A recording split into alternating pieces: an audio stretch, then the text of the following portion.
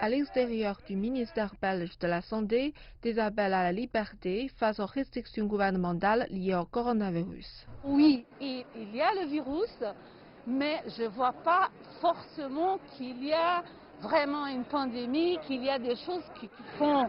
Porter un masque dans la rue est bien trop. Je pense aussi que les chiffres que nous avons à la télévision ou dans les médias sont exagérés. Je préfère avoir une liberté même si je dois mourir demain. Beaucoup ici font partie d'un groupe Virus Voisine qui signifie la folie du virus en néerlandais.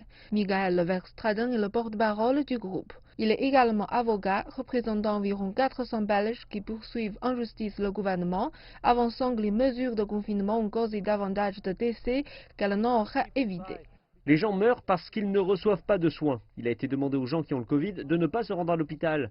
On leur a dit de ne pas prendre de traitement et ils sont morts à cause de cela.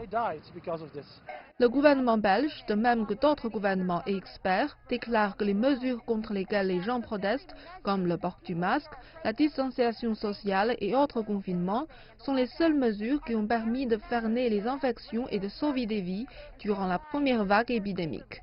Et cela pourrait être à nouveau mis en place si une seconde vague survit. Une seconde vague que beaucoup estiment inévitable à travers l'Europe. La France a enregistré plus de 3300 nouvelles infections au cours de la dernière journée, marquant un record post-confinement pour la 4e journée d'affilée.